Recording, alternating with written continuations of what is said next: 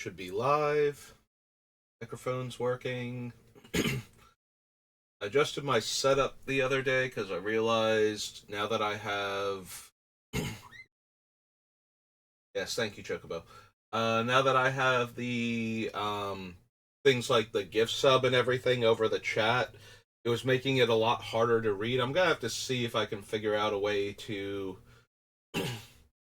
change that to basically make it the left entire side of the screen and still give me that thing over there where I've got like my preview. Like everything is all kind of not great. Like it's still in the places where it was and it still functions, but if a bunch of people started talking to me, I would have a hard time reading all of their messages, and well, that's not a problem right now, you know. It would still become one in the future, and I need to figure out how to adjust all of it so that way the screen actually works for me. Because I got a whole lot of stuff down at the bottom. I need my start button and to see the audio mixer and the sources, but I don't need like the scene or the scene transitions right now. Yeah, I just ate and I'm talking, so now I'm gonna be clearing my throat. I spent the morning sending messages to the artist that I'm going to have do my emotes, describing what I wanted to her for all of them, and I'm waiting to hear back from her now. See if like I'm asking for too much or anything unrealistic. Like she does do art for emotes and whatnot, but she mostly does it for like people that she knows. Like I've known her for a long time through the streams that I watch. Like we talk a lot in chat and everything, so this is more of a casual side thing for her. So I want to make sure I'm not like overloading her with everything that I've asked for, but at the same time, I am very excited and I have this mental image of what the emotes are going to look like. And if it's anything close to that, I'm going to be super thrilled. So I want to make sure that I'm not asking like for the moon from her because this is not her job. This is her side thing that she does, and only for like friends and whatnot. So I am paying her for the emotes, what she's asking for them, but at the same time, it's not. Ooh, Jesus, cannot clear my throat out. Like it's not, um, her main thing. She does stream and she did do her own emotes, which everybody saw them and are like, "Oh, those are so cute," because they are. And so that then she did like Red's emotes, and Red's emotes are adorable. So I did tell her if I ever needed emotes, I would contact her. And suddenly I find myself needing emotes, so here we are. So anyway, we're working on Tyvar, the new one from March of the Machine Aftermath. So yeah, he does give elves death touch, and we will have a lot of elves in the deck by the nature of the deck, but we are more focused on this second ability here. So every time you use a mana ability of a creature you control for the first time that turn, that creature gets 1/1 counters based on the amount of mana it made. And there are several creatures in Magic that make mana based on their power and have ways to increase their power. I know of at least two of them, and we just got to Dominaria, which has the one, and eventually we will get to March of the Machines proper, which has the other one. But I think there might be a third one somewhere. And there are also several creatures that just make tons of mana or care about counters on them and can make mana, and we're just going to jam all of those into the deck, see what their creature types are, and see if we can build towards their creature types a little better with like Tyvar caring about elves There are some that care about druids and some that care about shamans, and there's a mix of the two throughout the cards that we've been picking up. So, anyway, we just did Future Sight last stream, so we're starting with the 3 game nights, which I might want the baby Craterhoof Behemoth one as one of the things that can finish off our opponents. One less for each opponent. You have Trample. Each player searches their library for up to 2 basic land cards and put them on the battlefield. Yeah, I don't really care about helping other people's mana development, so let's see if we can find the black one now. There it is, and this is the zombie one. Okay, so we're good there. I think it's the 2nd game night that has the Craterhoof variant. Let's see if we can pull that one up now.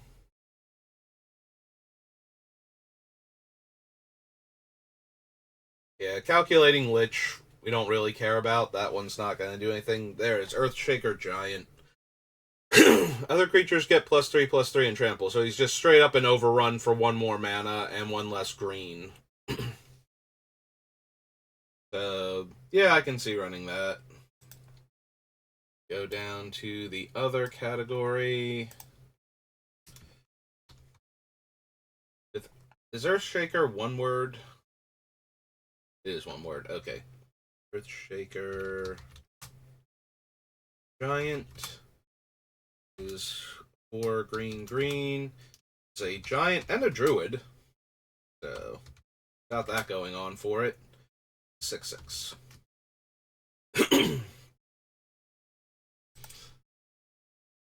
This is from game night 2.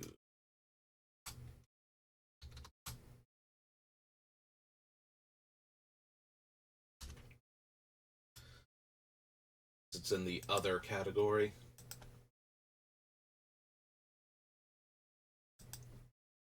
And now for game night 3.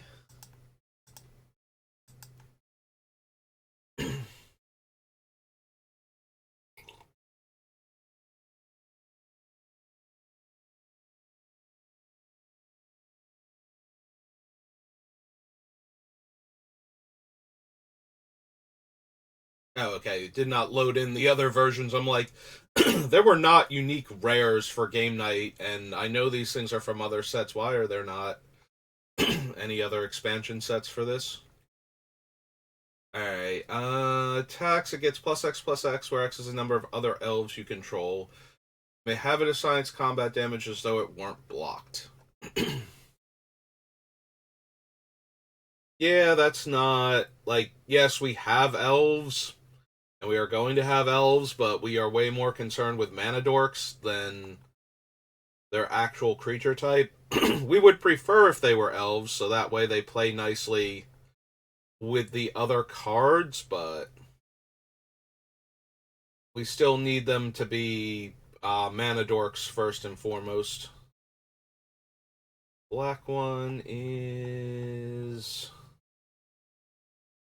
creature dies during your turn, put a 1/1 counter on it. When it dies, draw a card for each 1/1 counter on it.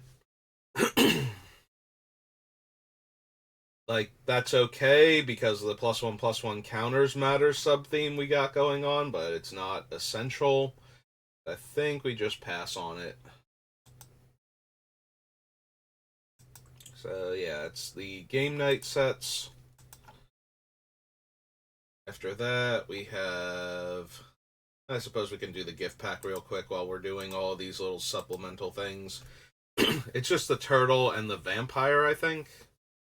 Oh, right, no, the turtle's the blue one. So attacks against +1/+1 until end of turn for each land you control. We're not ramping that way. And dies, destroy target creature and opponent controls and gain 4 life. We are not an aristocrats deck. Okay. Alright, the turtle is the blue one that makes them attack. Alright, so getting back to Gatecrash then.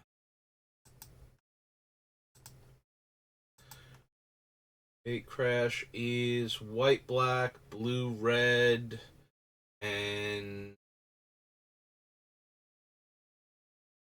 white, black, blue, red, green, red? I know that. No, wait, hang on. I'm thinking of Guild Pact. Gate Crash is Boros, um, Simic, and Demir, looks like. Alright, this one was split in half, so we'll have like two others. There's Simic and Boros. Anyway. Alright, Orzhov, because I just saw the Basilica Bat. So this one gets +1/+1 counters. We don't really care about that. Like, we want our counters to do other things, not. I mean, this is a little tempting. Each creature we control with a counter on it has trample, because I do want our creatures to have trample if Tyvar is going to be giving out free death touch. But. Not essential. Also, we have a bunch of other cards that can give trample anyway, so. And they're not contingent on the creature having the counters, even though most of our creatures will have counters.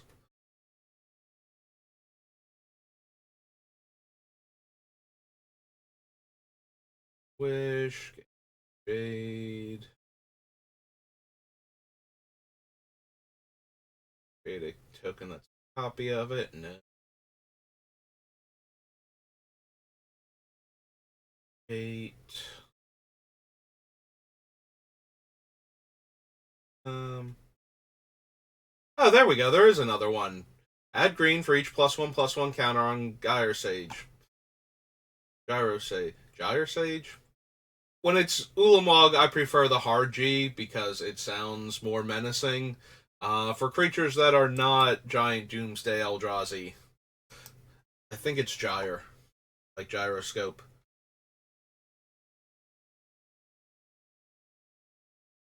And yes, I know that's not exactly how words work, but calling him the Infinite Gear instead of the Infinite Gyre just sounds more menacing. Um, so this was Gate Crash, because it's alphabetically first. And Sage. One in the green. An Elf Druid. Yeah, this is doing all of the things we want it to.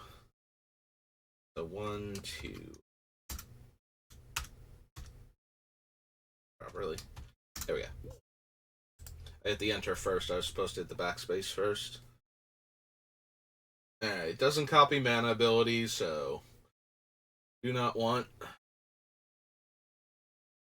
Adds counters, but we don't need it. Void. Vapors. Recovery.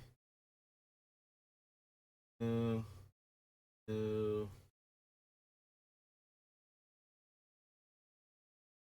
Number of counters removed this way. Yeah, I like my counters right where they are, thank you.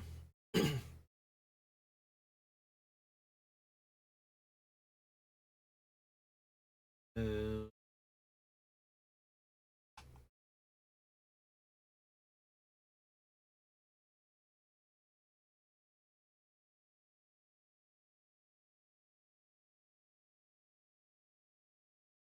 place, keep, blood rush.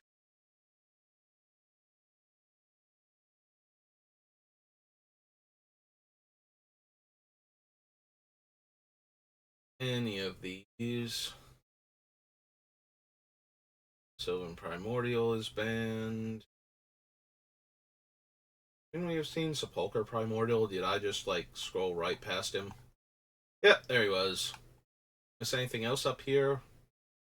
I remember all of these, just kind of glossed over him.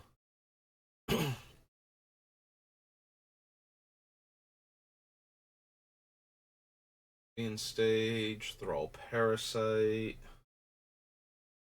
City, Stuff, Haven, Viper, White, Wildwood Rebirth. Okay. Gate Crash. The gift pack. Global Deck Series has had nothing at any point in time. On to Guild Pact. Guilds of Ravnica. Alright, now we have the 3 sets I thought we did. Or 3 guilds that I thought we did. Block it? No. No. Exile the top card of your library? No.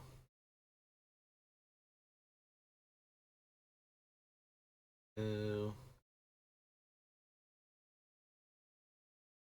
No. All of these so far.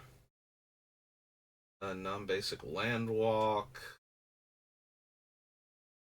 Oh, there we go. All of our lands get +2/+2 as long as they're creatures. Perfect if I actually wanted to do the silly shenanigans I was thinking about doing where I animate everybody's lands. That way all of mine are bigger and survive more things. But no, I don't think so.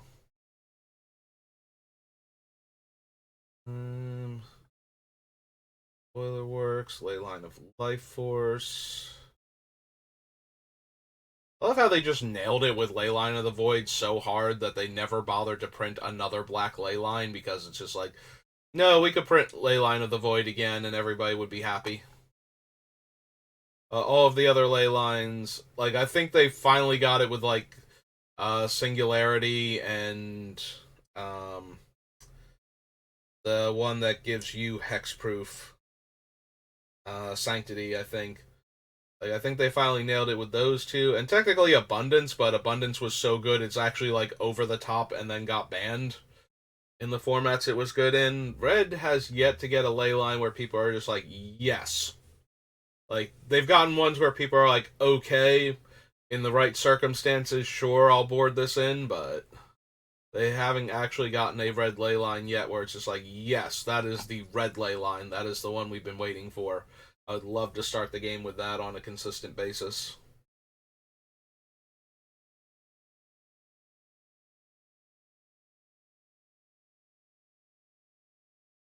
Bloodthirst X, protection from instants. You may have creatures you control assign their damage this turn as though they weren't blocked, but that's a 5-mana sorcery. Wreck one player's enchantment pile. No, to seize the soul. 3 mana, 1/3. That taps for mana of the chosen color. I think so.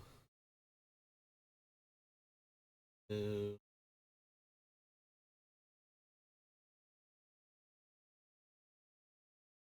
Lands, Wild Size, Worm Coil, or Worm Weaver Coil, rather. Nope, okay. Guild Pact. Guilds of Ravnica.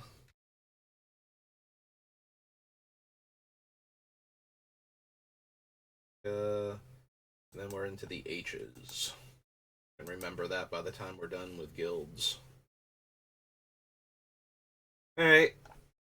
Which ones were in the Guilds of Ravnica? Oh, Selesnya for starters. Oh, and Golgari. Okay, so we'll have some stuff to look at. Besides, like the monocolored bits of a multicolored set. Enters the battlefield, you may have it fight. Convoke and Hexproof, Assassin's Trophy.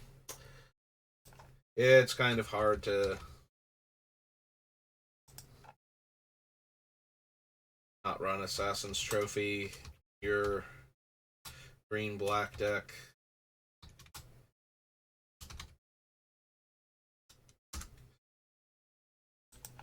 When it is legal to do so.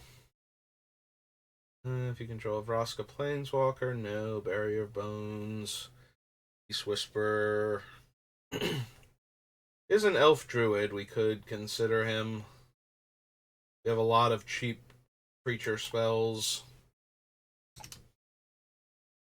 I know I want some number of creatures like this. I just don't know how many.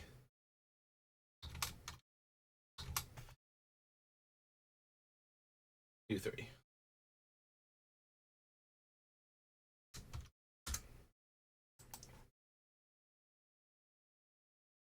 Charnel Troll, Burglar Rat, Out of Night,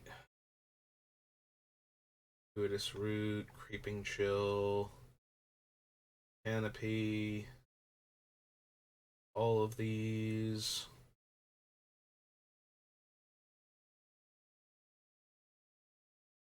Doom Whisper.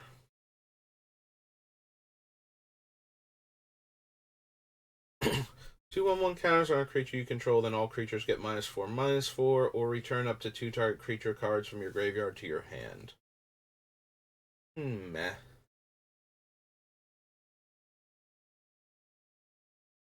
Mill 3 cards, you may put a land on top of your deck. No. Fine Broker, no.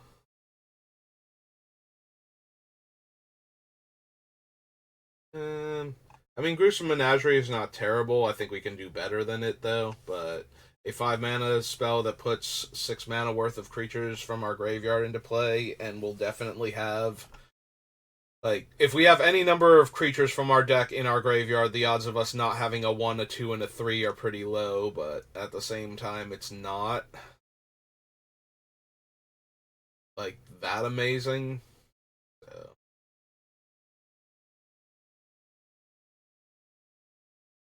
Izoni's fine, but I think we can do better.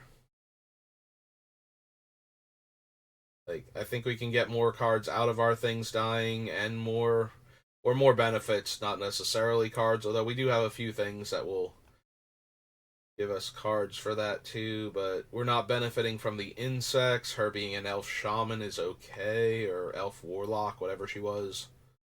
Elf shaman. Okay, so her being a shaman is relevant for a couple of the cards that we have, but it's not essential. Older Hulk. Ferox. We already give out Death Touch pretty readily to elves, so at that point we'd be better off with the Elvish Bard from Alliances, because that would kill 2 things dead. The attacks. Pel Collector's not great because most of our creatures will have less power than him once he gets enough counters. I mean, the Death Trigger, they might get the counters on him, but at that point I'm worried about most of our stuff being dead. Prey Upon, Price of Fame. Here's the battlefield with a number of 1/1 counters equal to the number of creatures in the graveyard. Ritual of Soot is terrible for us because all of our things are tiny. No.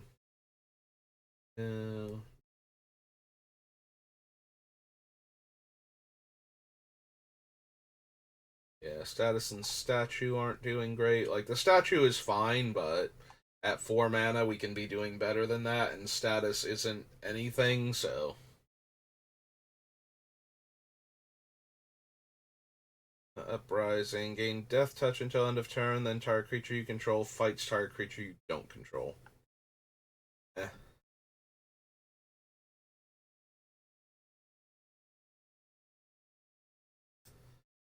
Don't need the Underrealm Lich.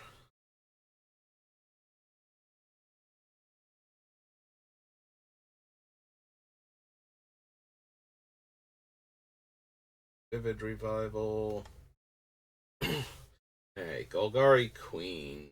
Sacrifice another permanent. If you do, gain a life and draw a card. Destroy target non-land permanent with mana value 3 or less. And creatures I control, when they deal combat damage to a player, kill that player. Nah, I don't think so. Alright. Guilds of Ravnica. So we got through the G's, we were up to H. Onward to Homelands. See if there's anything weird here that I actually want, even though there are no elves on Olgrotha. Yeah, there are humans and fairies and whatever the Autumn Willow is. Apparently she's an avatar.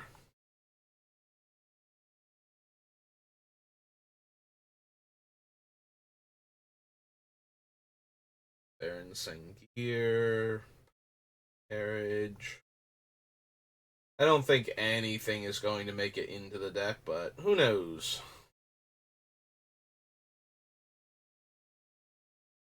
Spell, Fairy Noble, Beast of the Unicorn, Pharaoh's Band.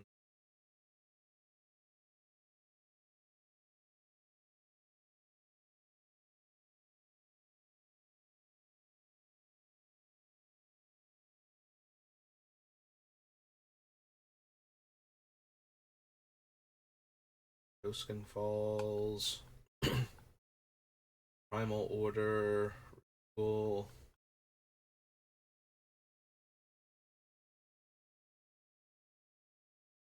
All of these.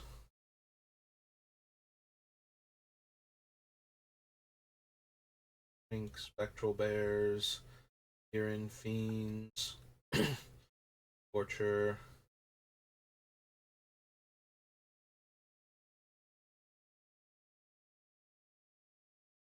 Or Tamiran Fiends. They tried so hard to be Black's targeted artifact removal, but then they had to go and get Anti involved, and then they just got banned. Alright, so unsurprisingly, nothing from Homelands on to Hour of Devastation. Yeah, I think I had forgotten that Tamiran Fiends is a black creature that can destroy an artifact functionally. And if it weren't for the whole anti thing, it would probably be one of the most heavily played black creatures in a mono black deck because it would be your only answer besides Gate to Phyrexia, which, you know, is a reserve list card from Antiquities. So good luck with that one. So this is our. We don't care about zombies. Yeah, there aren't going to be any elves on this plane, so. Because we didn't get any from a monk yet, but there might be a mana dork or two that are worth considering.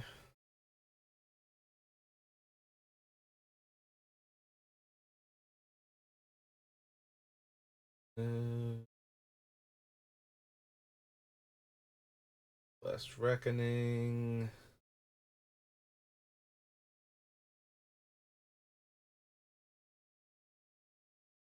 Nope. Worthy. Cycling lands. I gotta admit, the cycling lands are a little tempting because we have so many mana dorks in the deck that I might be interested in lands that I can cash in for other cards if I have enough mana. So maybe. The downside is both they come. So there's like three downsides. One is they come into play tapped. Two, they are non basic, so they get blown up by some of the things that I'm considering running. And three, if we do go that route and we start cycling them away because we have so much mana from our creatures and a Wrath resolves and kills all of our stuff, we might not have any. We might not have enough mana anymore because I cycled away all of our lands. That being said, like none of those are so extreme that I wouldn't still consider them. I guess I should add them to the list. We're going to consider them. So it's Glorified and Indomitable.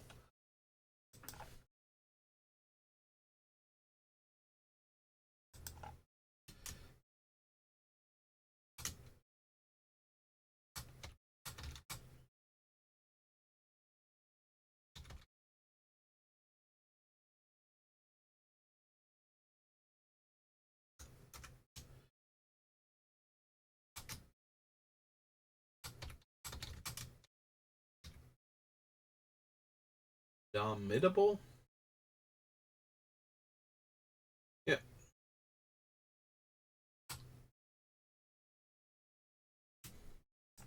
Okay. Driven to Despair. Yeah, I don't think so. Steeler.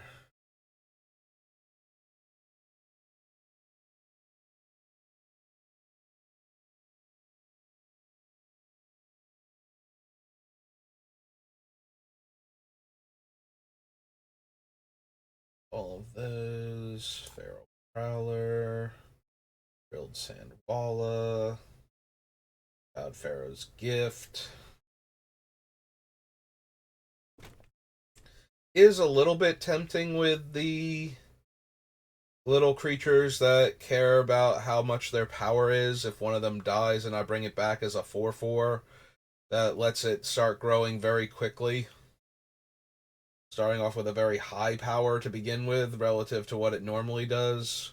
Combined with Tyvar is just like, okay, so now it taps for 4 immediately and gets counters on it. I don't think we need it, but it is an option.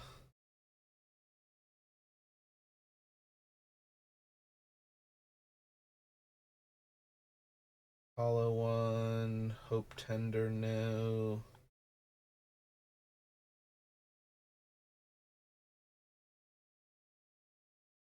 Deadlands, Eternal, on.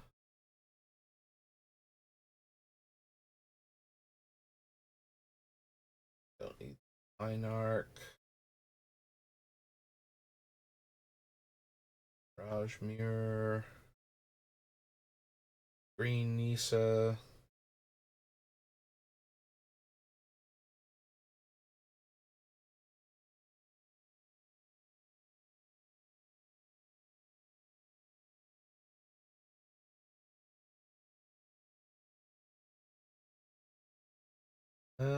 Okay, so the Ritualist is the one that exerts to add 2 mana.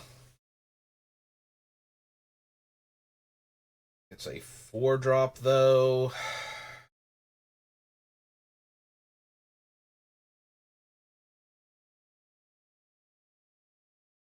Yeah, I don't know that that one's actually worth it at 4 mana to start with. And we have to have one of our untapping effects going on in order for it to actually, be able to make mana every turn and get all those counters. I mean, it can make 1 mana, but that's. We want to be adding 2 counters to it every single turn cycle if we're doing our cool thing, so. I think we kind of pass on that option. I knew there was going to be a creature like that, I just couldn't remember exactly what it was. And I wasn't sure if I was confusing it with the other one that exerts to untap 2 lands. Struggle to Survive, Encampment, Hunter, Torment of Hailfire.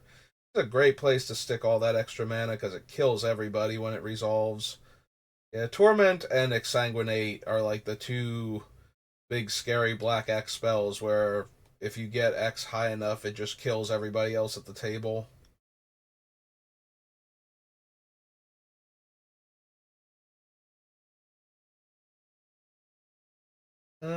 So I guess we want to consider it then as one of our potential win cons.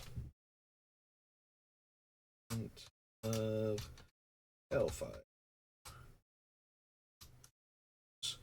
No, Torment, not Yorment.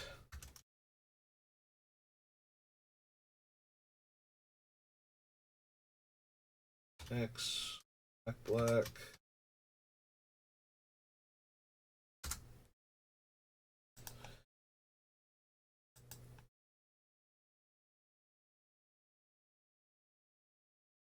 Venom, Uncage the Menagerie.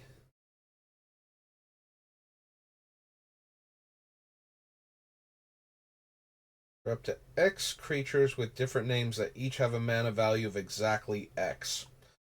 Yeah, that's not great. Because if we could get like 5, 1 or 2 drops, maybe I'd be down for that. But the fact that if we do it for 4 or 5, we have to get, like 4 drops or 5 drops, which the deck is not going to be overrun with. Okay, that was our on to Ice Age. Let's see what we can find there, if anything.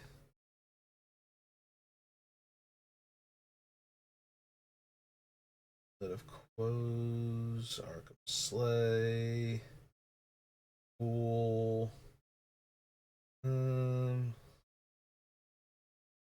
need Blizzard for anything. Offering, Chub Toad, Pages.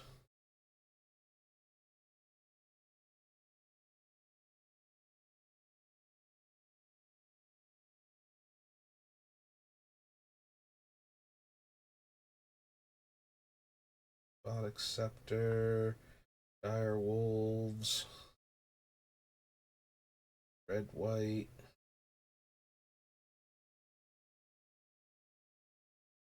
Elder Druid,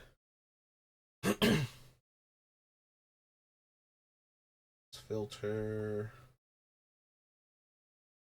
Sickle Fever, Gear, and none of these so far. Untap target attacking creature. No. If your opponent casts a black spell, you may pay 2 green. If you do, draw a card. 2 green, return it to your hand.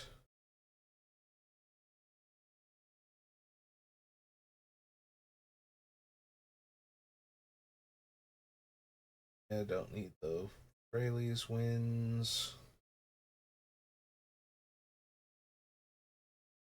Findorn Brownie. Oh, there's Findorn Elder. It's a 3-drop that taps for 2 green. Would we be interested in that at all? Like, activate it once, it's a 3/3. I mean, probably not. I think if we're spending more than like 2 mana on the creature, I think we want it to grow when we put counters on it. Like, in what it's capable of doing. Like, tapping for 2 green, or we want it to have a good baseline at least. Like, if this thing were already a 2/2 and we tap for 2 green and now it's a 4/4, maybe. That still doesn't sound amazing, though.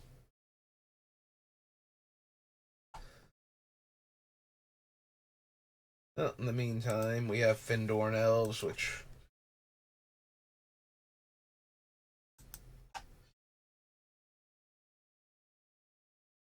Findorn Elves... Green... Elf... They are druids also, right? Yep. So, druid... One.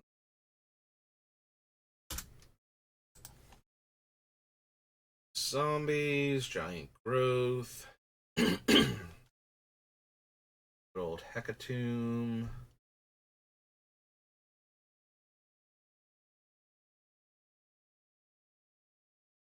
spring, hurricane,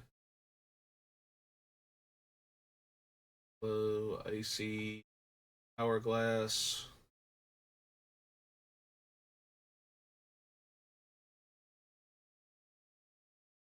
tap, mask, amulet,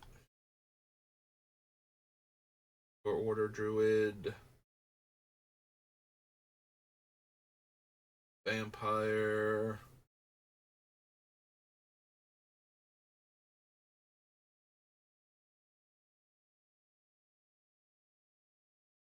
cohort, lore, maddening wind. Alright. Malachite Talisman. So, in order for this to do anything, we need to have a permanent that taps for at least 4 mana. Which we definitely can have between all of the cards that are in our deck so far. So...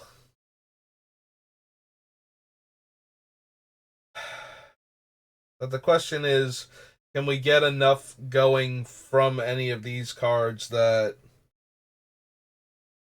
we would actually be able to use that mana effectively? Like, one of the biggest things, I used to use Lapis Talisman in conjunction with Tolarian Academy and spells like Relearn in order to keep untapping the academy constantly while getting back other, like, first with the relearns exchanging for each other, and then eventually um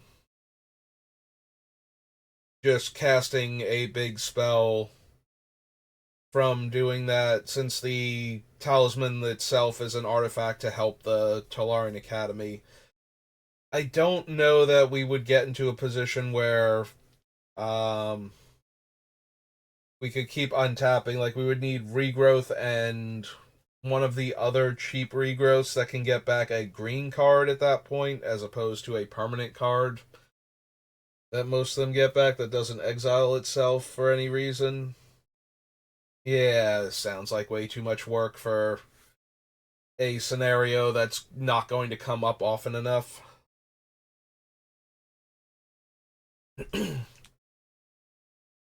I was thinking about how, we cast an elf while we have like glimpse of nature effects going on, and we get to draw the cards, and we untap like Cradle or one of the mana dorks that has a ton of counters on it and cares about its own power for the effect. But I feel like we're just jumping through too many hoops for an effect that we could get most of the value out of without bothering with the talisman. If we just have a bunch of guys that tap for a ton of mana, we should be able to cast enough spells in a single turn that we get our glimpse of nature value anyway. Yeah, I don't think this is a Necropotence deck. Yeah, this feels like a very green heavy deck, with black being relegated to the secondary color for like removal and whatnot, while we focus on green and all of the mana we can make with it. Okay. Yeah, I got distracted by what I was saying and was not properly checking the cards there for a second. I don't think we need the spoils. Stampede. Of evil. Stunted growth.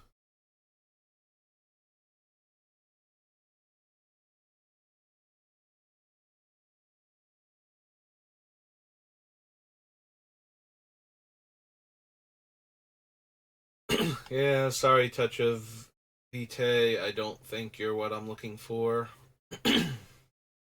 in the untap my creatures effects.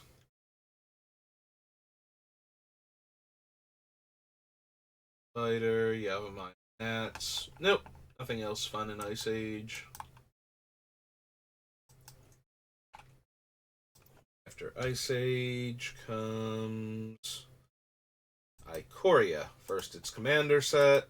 Yeah, I don't think we need Deadly Rollick or the Fog, but maybe we find something else.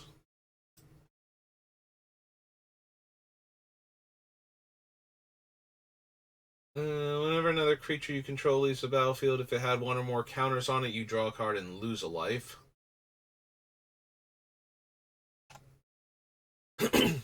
And whenever a creature you control deals combat damage to a player, put a 1/1 counter on that creature.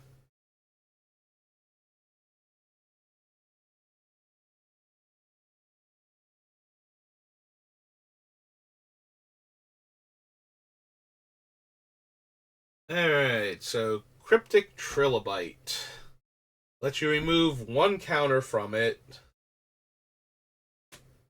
to add 2 mana, which would add 2 counters back to it once per turn.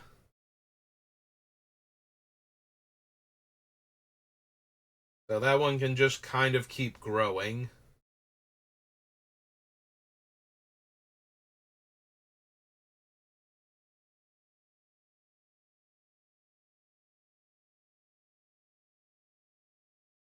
It still suffers from the you can only remove one counter at a time, so you can't just remove most of its counters.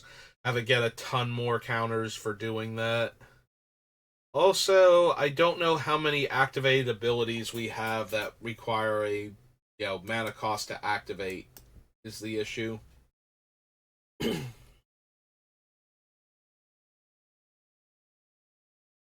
Yeah, we probably don't need Cryptic Trilobite either. It falls into the same basic category as the other ones, except at least it grows without any additional help. Like, you remove one counter, you add two, and then you can spend one of those mana and tap it to add another counter. So even if there are no hardened scales effects, you can add three counters, or, well, functionally add two counters to it a turn. And you can also add another counter to it per opponent during the turn cycle, because you can activate it on each player's turn. That's not terrible. I guess we can add it to the list because it does function, but it's not amazing. So this is Cryptic Trilobite.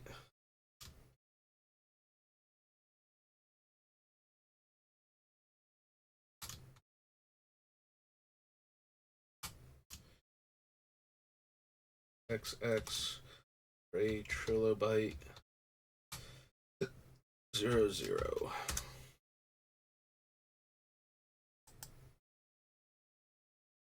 Hey, we'll consider it. I don't think it's going to make the deck, but it does currently do a thing. So if we can find any way to spend all the extra colorless mana that we're getting from it for activated abilities, then maybe.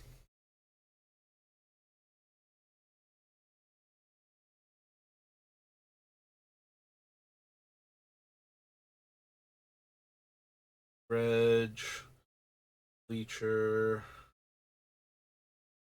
Featherborn Altar.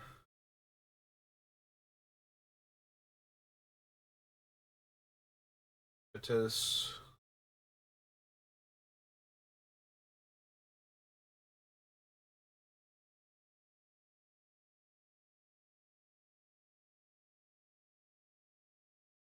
If we were like super all in on elves, I could see running the species specialist just to have that extra card draw for when it dies.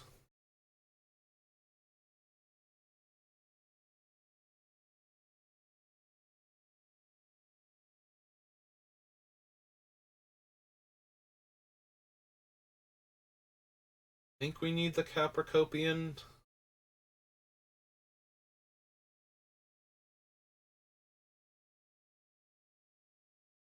Third.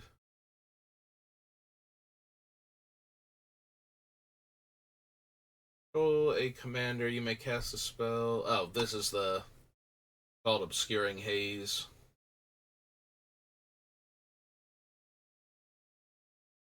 Great Impetus. Ravenous Gigantotherium.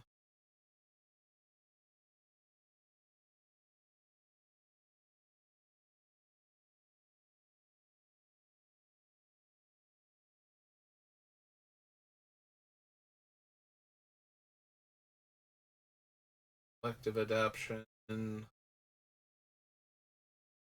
think we need the Bog Bonder. Cape Refractor. I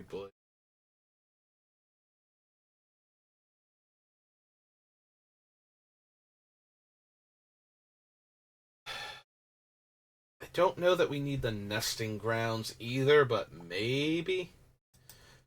Since moving the counters around would actually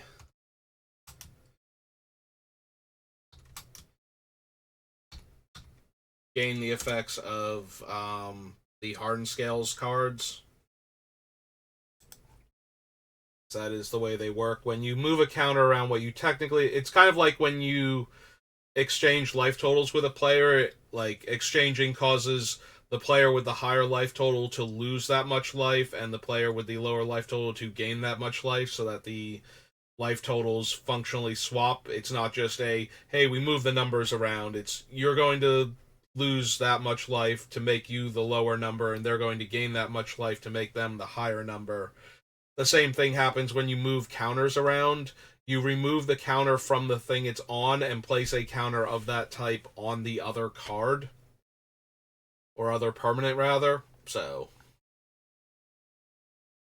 and then you are placing a counter on the permanent, so all of the hardened scales effects go, oh wait, hang on, let me put more counters on it.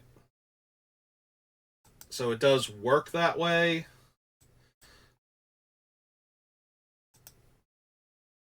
But doesn't come up much unless you get into exactly this type of deck where it's like, oh hey, I'm going to move the counter over here and it gets 2 counters because I'm placing counters on it. Adventurous Impulse, no. Brushwog, no. Darix, don't think so.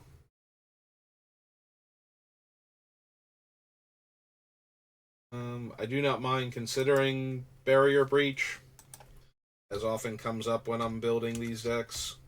I get to Barrier Breach.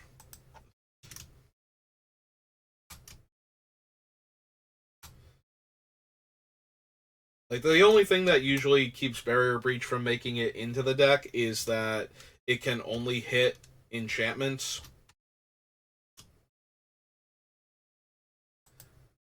I still like to consider it at least because it hits 3 enchantments for 1 card, and that is an awful lot of dead enchantments that get exiled just for me casting 1 spell,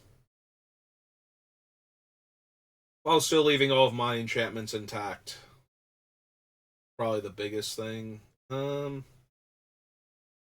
Boneyard Lurker.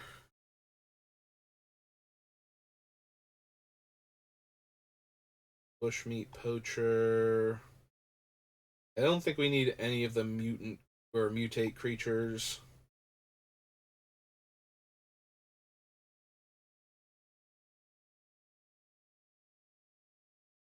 No permanents with bounty counters. Put a bounty counter on target creature or planeswalker. Whenever a permanent opponent controls with a bounty counter on it dies, you gain 3 life and draw a card.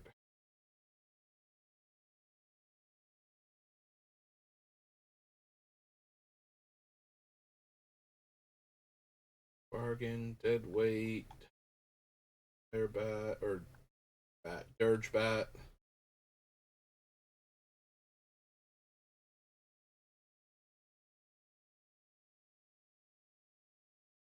Okay, Essence Symbiote, Excavation Mole.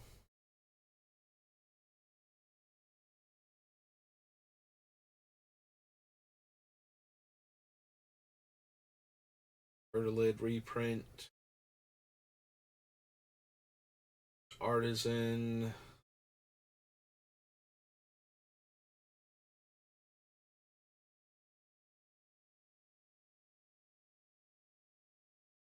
Do we want the Fiend Artisan?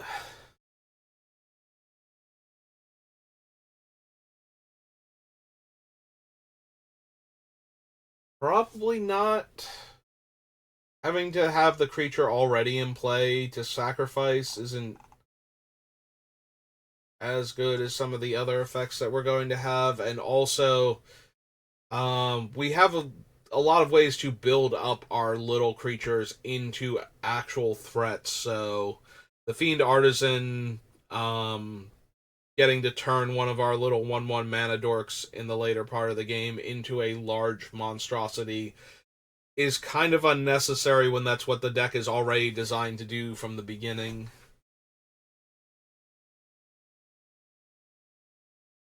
I mean, it does help that we essentially tap the mana dork for the 1 mana to start it and then pay X and just cast the creature from our deck functionally for the most part.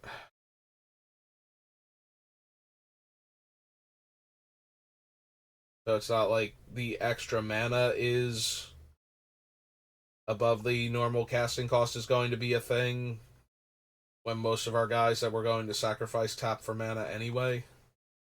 But yeah, I feel like we can just have our guys be huge because that's just what's going to happen naturally. Um, Heartless Act, Honey Mammoth, Hornbash Mentor.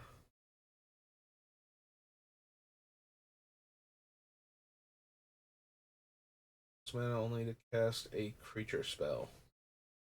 Yeah, that's way worse than the 2 mana 1/1 haste that does that, so sorry, naturalist.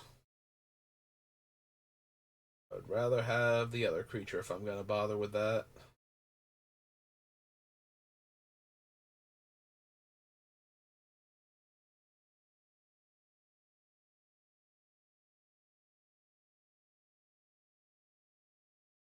I don't think we need Kogla or anything.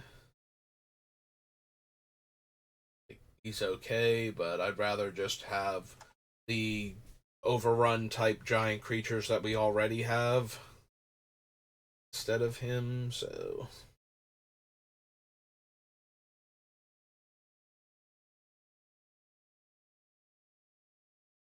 Mythoses, because we don't have the third color for them.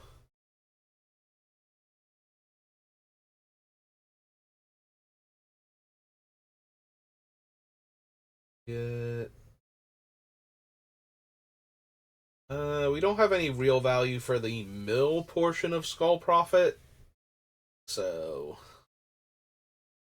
other than Sensei's Divining Top, where we would know we didn't want either of the cards, but that's about it. That seems highly unnecessary. Do we want the Ozolith? Whenever a creature you control leaves the battlefield, if it had counters on it, put those counters on the Ozolith. At the beginning of combat on your turn, if the Ozolith has counters on it, you may move all counters from the Ozolith onto target creature.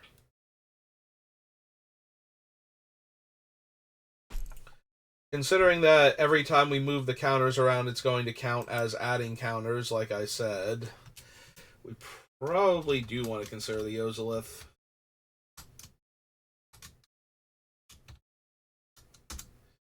As it will just accumulate all of the counters from the dead creature plus any hardened scales effects, and then plus those hardened scales effects when we move it onto another creature. And it is leaves the battlefield too, so opponents exiling our creatures still move the counters onto the Ozolith. Or bouncing it back to our hand, so we never lose the counters until the Ozolith itself is destroyed. I don't think we need Umori. Most of our creatures are already cheap enough, and yeah, by the time we get to the part where Umori is actually helping us, we should have way more than enough mana to work with. So Vivian lets us play creatures off the top of our deck, similar to the Vizier and Ranger class. She is a bit more vulnerable, though, than any of those.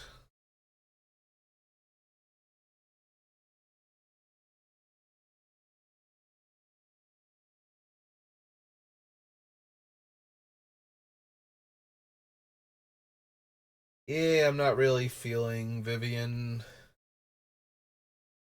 on this one. I think her other incarnations that we've already picked are better for the deck. Like, they're doing more. Giving us another creature based future sight.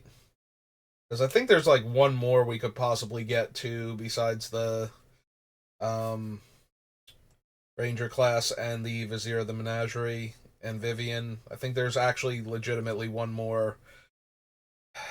I might be thinking of the Coven one though, and I don't think I want the Coven one either, even though that one also lets me play lands. Yeah, we'll have to see. But yeah, I don't think I want this Vivian. Like, her other modes aren't doing a ton for the deck, and her being a future sight for creatures isn't, in and of itself what we need. Alright, so we're at the hour mark, and I think I'm good for today? Question mark. Like, I have some time before I have to go into work, but I want to do some other stuff. Yeah, I think that's going to be it for today. So, we'll probably do another building Tyvar tomorrow before I go in, but I will have to figure that out tomorrow, make sure I have enough time to do everything. But yeah, so we'll call it here. Thanks for watching, and have a good rest of your day. And I'll see you next time.